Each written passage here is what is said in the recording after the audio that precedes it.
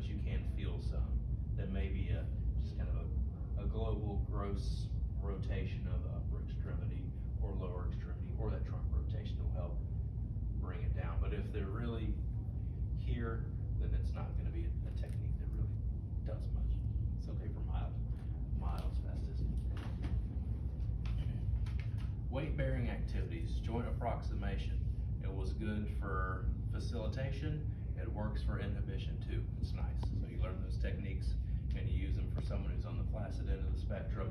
They're still useful for someone who has spasticity. It helps turn flaccid muscles on, but also turns off spastic muscles. So weight bearing, just like we did before, works. Yay. We already know how to do that. Right. When doing so, you want to get as much as you can on this extended hand over extended wrist over extended elbow.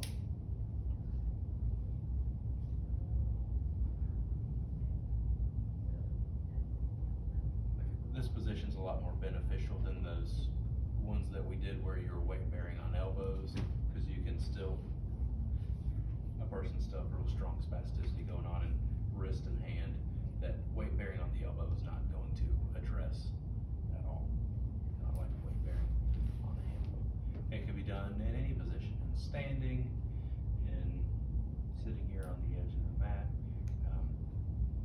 Like I said last week, you can't get a ton of weight bearing through the hand in this seated position like you could if you were in quadruped or sitting balance is not very good. That's okay. Or a modified plantar position. Prolonged ice with a 20-minute maximum on the spastic muscle. So long 20-minute icing will result in a decrease in muscle tone.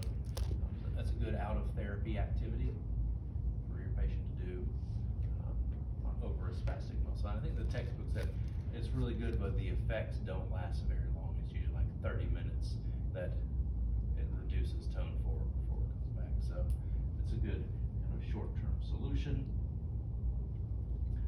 Prolonged pressure over a spastic tendon is another way of turning spasticity off. So it works really well over your biceps tendon. Somebody has spasticity there, real close to the joint where the biceps can turn into a tendon here, close to their insertion. Pressure on it, just got my thumb over that tendon and squeezing down into it can help turn spasticity off as well. There are not many other places where this works too well, like finger flexors. There's really, you can't get down and palpate those tendons as much. Scapular retractors and depressors, you really don't have access to those tendons. Maybe wrist flexors a little bit, but pressure on the biceps tendon is a really good way of doing it. It's good to use in combination with positioning the extremities out of the abnormal posture as well. So this is the position she's stuck in. So positioning her outside of that with wrist and finger extension, thumb abduction, and pressure on the biceps tendon at the same time. So I can multitask and do that as we walk. Like, yeah, I felt that spasticity kick in on that thumb during your sit and stand there. So I've had, just plenty of patients, enough that I can recall doing this quite a few times, who had a stroke and their upper extremity was a lot more affected than their lower, and they had some decent spasticity, but they could walk without an assistive device. So while we'd walk, I'd keep her positioned outside of spasticity, and I could even do pressure on the biceps tendon at the same time while walking. And usually her spasticity keeps her arm fairly tight. So that's kind of, her arm's kind of like my gait belt as we're walking.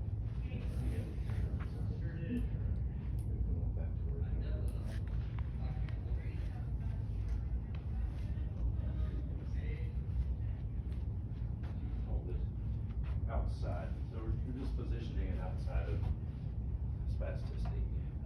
Once you get them there, you kind of want to keep them there too, because this is another place where it varies. Sometimes if you get someone's fingers extended, wrist extended, thumb abducted, and you let it go, sometimes it just, like, there's a slingshot right back into its position.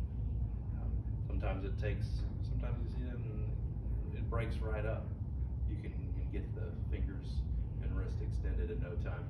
Sometimes it takes 3 or 4 minutes for them to relax, and straighten all the way out. Straighten all the way out. You can also walk like this. You can use like one hand to kind of bridge across and keep the thumb out, or you can, if you feel like you really don't have to assist them much. Because this sure beats letting her walk here the whole time.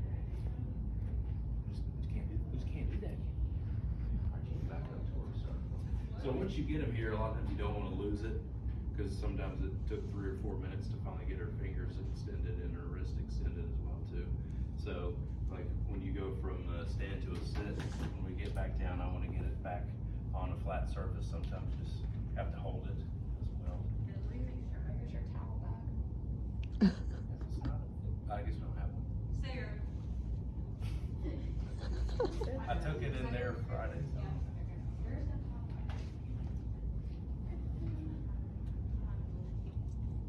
So we were on positioning the extremity out of the abnormal posture. We know what the abnormal position of spasticity is going to be for the upper extremity.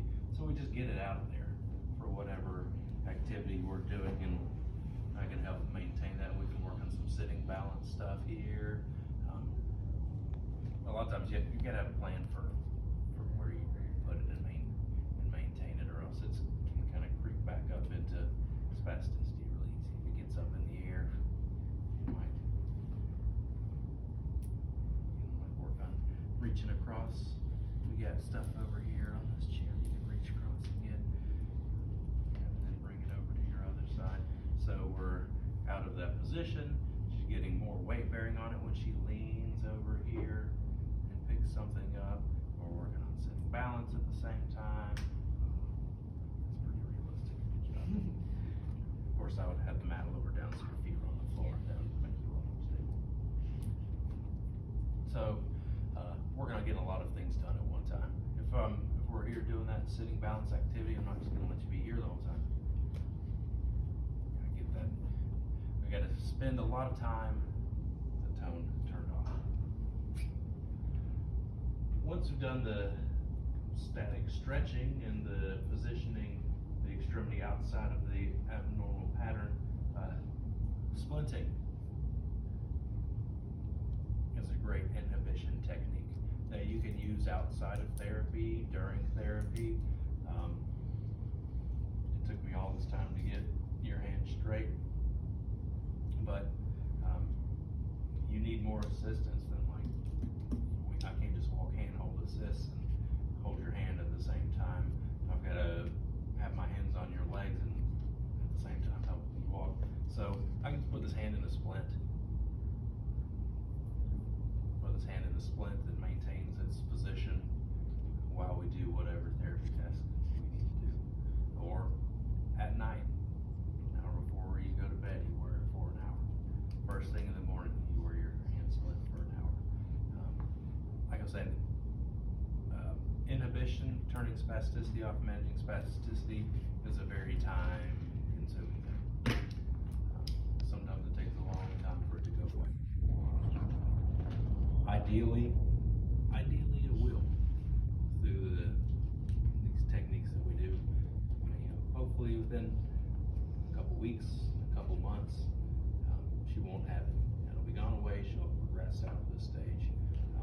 But for a lot of people, the people who you see or hear, it was mistreated or it didn't go away. It hadn't gone away. It's still present.